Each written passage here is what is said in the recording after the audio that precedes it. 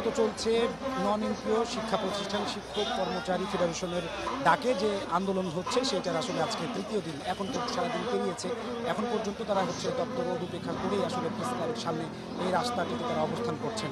যদি একটু বলে রাখি তাহলে যে সারা বাংলাদেশে এমন নন এমপিও শিক্ষা প্রতিষ্ঠান রয়েছে আসলে 5242টি, যার সাথে পাঠদান এবং তার কর্মচারী মিলিয়ে আসলে প্রায় 75 থেকে 80,000 শিক্ষা পরিবার আসলে এর সাথে জড়িত রয়েছে। তো এই আন্দোলনের ইতিহাসও একটি আসলে অনেক সুদীর্ঘ ইতিহাস রয়েছে। যখন 2006 সাল থেকে এই আন্দোলনটি তারা স্টার্ট করে, তখন থেকে শুরু করে এখন 2019 সাল, এই মাঝখানে প্রায় তারা 30 বার আসলে ঢাকার রাজপথে তারা এসেছে। এর মধ্যে তারা বিভিন্নভাবে প্রধানমন্ত্রী দপ্তর থেকে শুরু করে শিক্ষা মন্ত্রণালয়ে বিভিন্নভাবে তারা স্মারকলিপি দিয়েছেন, বিভিন্নভাবে তারা তাদের দাবি আদায়ের চেষ্টা করেছেন, ঢাকার রাজপথে এসে তারা অনশন করেছেন। এরপরও যখন সরকারের পক্ষ থেকে নানাভাবে তাদেরকে বিভিন্ন প্রতিশ্রুতি দেওয়া হয়েছে, তারা সে সমস্ত প্রতিশ্রুতির আলোকে আসলে আশান্বিত হয়ে তারা আবার ফিরে গেছেন। এই যখন তাদের এই আশ্বাস তারা পেয়ে যখন ফিরে গেছেন, সেই আশ্বাস যখন বাস্তবে রূপান্তরিত না হয়, তখন তারা আসলে আবার নেমে এসেছেন। তারা এবার বলছেন যে কোনো ধরনের আশ্বাসে তারা এবার ঘরে ফিরে যাবেন না যতক্ষণ পর্যন্ত না তাদের এই দাবি আসলে পূরণ হবে। তো দেখছেন যে তৃতীয় দিনের মতো যে রাজপথে তাদের অবস্থান কর্মসূচি চলছে। এখানে তারা বিভিন্ন অধিকার আদায়ের জন্য, তাদের দাবি আদায়ের জন্য তারা আসলে নানা ধরনের স্লোগানে এই জায়গাটিকে আসলে প্রকম্পিত করে রেখেছেন। রাতেও তারা এখানে থেকেছেন, দিনেও তারা আছেন। দিন রাত 24 ঘন্টা তাদের দাবি আদায়ের লক্ষ্যে তারা আসলে এখানে আন্দোলন চালিয়ে যাচ্ছেন।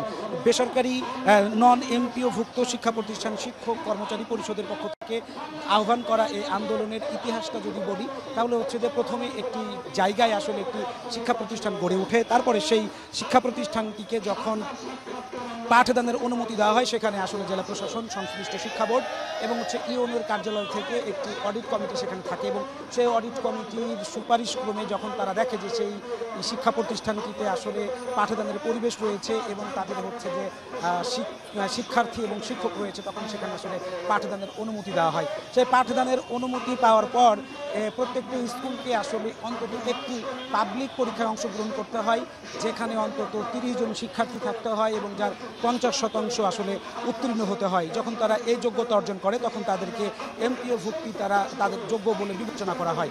যখন তাদেরকে এমপিও ভুক্তির বিবেচনা করা হয়, তখন থেকে আসলে তা বিবেচনা করার যখন থেকে শুরু হয়, তখন থেকে আসলে তাদেরকে এমপিও ভুক্তি করার জন্য তাদের সকল যোগ্যতা আছে বলে বিবেচনা করা হয়। কিন্তু এখানে অনেক শিক্ষা প্রতিষ্ঠান আছে যারা 10 বছর, 15 বছর, 20 বছর তারও অধিক সময় আসলে এই পাঠদানের অনুমতি পাওয়ার পর এবং তারা একাডেমিক কার্যক্রম পরিচালনার অনুমতি পাওয়ার পরও আসলে এখন পর্যন্ত তারা সেই এমপিও ভুক্ত হতে পারেননি।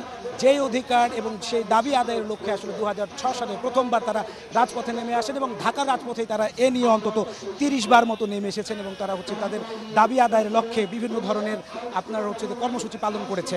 তো এই যে আন্দোলনটি আসলে শিক্ষকদের যে চলছে, বেসরকারি শিক্ষকদের, তারা আসলে বলছেন যে তারা বিনা বেতনে মানুষ গড়ার কারিগর হিসেবে কাজ করছেন। অন্তত অনেক বাংলাদেশের এই শিক্ষা উন্নয়নে অনেক শিক্ষার্থীকে তারা আসলে যে আপনার পাঠদান দিয়ে মানুষ গড়ার কারিগর হিসেবে দায়িত্ব পালন করছেন। তো আমার সাথে এখন আছে যে এই যে যার ব্যানারে আসলে আন্দোলনটি চলছে, যে নন এমপিও শিক্ষা প্রতিষ্ঠান শিক্ষক কর্মচারী ফেডারেশন, তার সভাপতি। আপনি একটু নাম, একটু পরিচয়টা বলে আসলে বলবেন যে কেন আপনাদেরকে শেষবারের মতো আসলে এই আন্দোলনের জন্য রাজপথে আবার নেমে আসতে হলো। আমি অধ্যক্ষ গোলাম মাহমুদুল নবী ডলার, সভাপতি এই সংগঠনের। তো আপনারা জানেন যে গত জানুয়ারিতে, 18 সালের জানুয়ারিতে মাননীয় প্রধানমন্ত্রী আমাদের ন্যায্য দাবি, মূল দাবি এটা মেনে নিয়েছিলেন এবং আমাদের বাড়ি ফিরিয়ে দিয়েছিলেন। কিন্তু 1.5 বছর অতিবাহিত হয়েছে, তার কোনো এখনও বাস্তবায়ন হয়নি। ইতিমধ্যে আমরা বিভিন্নভাবে শুনতে পাচ্ছি যে এবছর আর এমপিও ভুক্তির বিষয়ে বিবেচনা করা হবে না আগামী অর্থ বছরে। এভাবে দেখা যাবে আগামী অর্থ বছরে বলে পরবর্তী অর্থ বছরে। তো আমরা অত্যন্ত হতাশার মধ্যে আছি। যখনই আমরা মুভমেন্টে আসি, তখনই একটা বিবৃতি দিয়ে আমাদেরকে বাড়ি ফিরিয়ে দেওয়া হয়। তো আমরা শেষবারের মতো আসছি। আমাদের বিশ্বাস মাননীয় প্রধানমন্ত্রীর কাছে আমাদের যে দুঃখ বেদনার যে কাহিনী, এটা সঠিকভাবে উপস্থাপিত হয় না। তাই আমরা চাই মাননীয় প্রধানমন্ত্রীর সাক্ষাতের মাধ্যমে আমাদের দুঃখ বেদনার কথা আমরা সরাসরি মাননীয় প্রধানমন্ত্রীকে বলে আমাদের যে ন্যায্য দাবি, এই অধিকার আমরা আদায় করি। আপনাদেরকে এখন পর্যন্ত এই যে 3 দিন আপনারা এখানে অবস্থান করছেন, তো এখন পর্যন্ত আসলে আপনাদের সাথে সরকারের পক্ষ থেকে কেউ আসলে যোগাযোগ করেছে কিনা, বা এবার কোনো আশ্বাস দিচ্ছে কিনা, এবং সেই আশ্বাসের উপরে আপনারা এবার আস্থা রাখছেন কিনা? জি, আজকে দুপুর 12টা 34 মিনিটে আমাদের সর্বনিম্ন শিক্ষা মন্ত্রণালয়ের সিনিয়র সচিব সৌরভ স্যার আমাকে ফোন দিয়েছিলেন। তিনি আমাকে বললেন যে আপনারা একটু আসেন। আমরা জুমার নামাজ শেষে 2:30টার দিকে আমরা অফিসার্স ক্লাবে ওনার সঙ্গে আমাদের 14 জনের নির্বাহী কমিটির একটা টিম, আমরা তার সাথে কথা বলি। তো সেই কথাগুলো ঠিক গতানুগতিক যে কথা তারই বহিঃপ্রকাশ। এতে আশান্বিত হওয়ার মতো কোনো বার্তা ছিল না। আমরা বলেছি মাননীয় প্রধানমন্ত্রীর সঙ্গে আমাদের, যেহেতু উনি শিক্ষা মন্ত্রণালয়ের দায়িত্বে আছে আমাদের অভিভাবক, আমরা বলেছি মাননীয় শিক্ষামন্ত্রীর প্রধানমন্ত্রীর সঙ্গে আমাদের সাক্ষাৎ করিয়ে দেন। আপনার মাধ্যমে আমরা আমাদের যে আকুতি, হৃদয়ের যে আকুতি, এটা মাননীয় প্রধানমন্ত্রীকে আমরা জানাতে চাই। তিনি যে সিদ্ধান্তই দিবেন সেটা মাথা পেতে নিয়ে আমরা বাড়ি চলে যাবো। আপনারা অবশ্যই বুঝছেন যে সরকারের পক্ষ থেকে বারবার যে আপনাদেরকে আশ্বাস দেওয়া হয়েছে, অর্থাৎ সরকারেরও কিন্তু একটা সদিচ্ছা আছে যে এই শিক্ষক এবং এই প্রতিষ্ঠানগুলোকে আসলে এমপিওভুক্তি করে একটা অর্থের সংকুলন করে দেওয়া। আসলে আপনার হচ্ছে সরকারের পক্ষ থেকেও কিন্তু একটা সদিচ্ছা কিন্তু আছে, কিন্তু মূল বিষয়টা যেটা হচ্ছে যে অন্তত 5242টি শিক্ষা প্রতিষ্ঠান এবং প্রায় 75,000 কর্মচারী কর্মকর্তা, তো এই এত বড় একটা জনগোষ্ঠী এবং এতগুলো শিক্ষা প্রতিষ্ঠান, সেই জায়গায় সরকারের কিছু অর্থের সংকুলনেরও অভাব হতে পারে এবং এই ধরনের কারণে আসলে হয়ে না থাকতে পারে। আসলে আপনাদের কাছে কি তথ্য আছে এবং এই বিষয়টাকে আপনারা কিভাবে দেখছেন? আসলে বিষয়টা হলো যে এই দীর্ঘ প্রায় 10-15 বছর এমপিওভুক্ত না করায় কিন্তু এই সংখ্যা এবং শিক্ষকের সংখ্যা বেড়েছে। তো আমরা সেই ক্ষেত্রেও বলেছি যে আমাদের যে বেতনের স্কেল যেটা আছে, প্রয়োজনে যে টাকা আছে, এইটা সব প্রতিষ্ঠানগুলো এমপিওভুক্ত করে আমাদেরকে প্রথম বছরে 33%, দ্বিতীয় বছর 66%, তৃতীয় বছর মানে 3 বছর মেয়াদে এটা পরিকল্পনা করে আমাদের সবাইকে একযোগে এমপিওভুক্তির আওতায় আনা হোক। এই কথা আমরা মাননীয় সচিব মহোদয়, শিক্ষামন্ত্রী, শিক্ষা উপমন্ত্রী সহ প্রধানমন্ত্রী, তাদের উদ্বোধন কর্তৃপক্ষকে এগুলো আমরা জানিয়েছি, কিন্তু আমরা এখনো ইতিবাচক কোনো সাড়া পাইনি। দর্শক, আপনারা আসলে বুঝছেন যে তারা এখন বলছেন যে একসাথে 5242টি শিক্ষা প্রতিষ্ঠানকে আসলে সরাসরি একসাথে সবাইকে এমপিওভুক্ত না করলেও তাদের খুব বেশি সমস্যা নেই। তারা চাচ্ছেন যে এটা প্রক্রিয়াটা আসলে শুরু হোক এবং এটা হচ্ছে যে ধাপে ধাপে হচ্ছে সবগুলো আসলে না, প্রতিষ্ঠানগুলো করে আমাদের বেতনটা যেটা স্যালারি যেটা তার 1/3 করে দিয়ে আমাদের ওই টাকা দিয়ে সংক্রান্ত সব প্রতিষ্ঠান দেওয়া সম্ভব, এই বিকল্প প্রস্তাবনা আমরা দিয়েছি। আচ্ছা, তাহলে হচ্ছে মানে এখন পর্যন্ত আপনারা রাজপথে অনড় আছেন, যতক্ষণ পর্যন্ত এবার কার্যক্রমটা বাস্তবায়ন না হচ্ছে আপনারা থাকবেন? জি, আমরা আমাদের অবস্থান অটুট রাখবো এবং হয়তো এই আবেদনের সিস্টেম চেঞ্জ হতে পারে, ধারণা চেঞ্জ হতে পারে।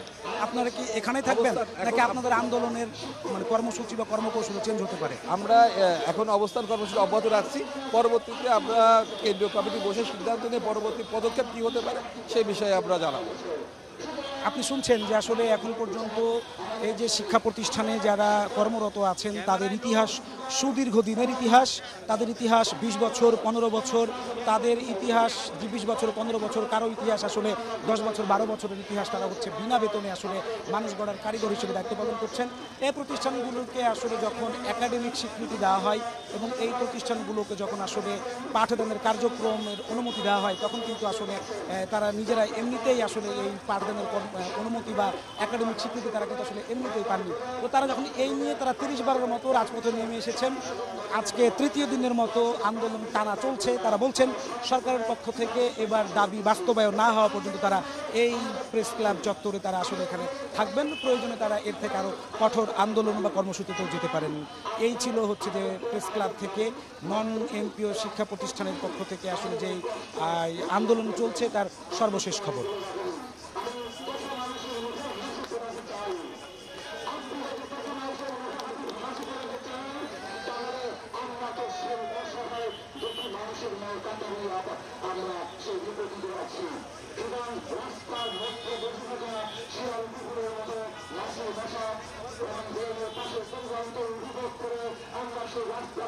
আচ্ছা, মানে এর মধ্যে হচ্ছে ইয়া করে দিবেন, তাই আরো 2 মিনিট। ওকে, ঠিক আছে নিজাম ভাই, ধরেন নিজাম ভাই, আর 2 মিনিট। ওকে, ঠিক আছে।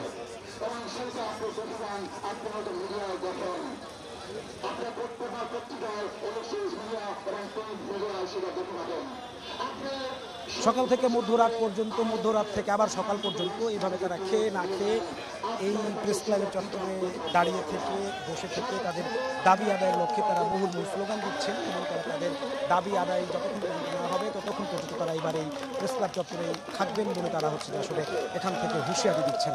তো এই যে এতগুলো শিক্ষা পরিবার এবং এতগুলো শিক্ষক কর্মচারী রয়েছে, প্রায় 5242টি শিক্ষা প্রতিষ্ঠানের অন্তত হচ্ছে যে আপনার 5242টি শিক্ষা প্রতিষ্ঠানের অন্তত 75,000 শিক্ষক কর্মচারী আসলে এর সাথে জড়িত রয়েছেন।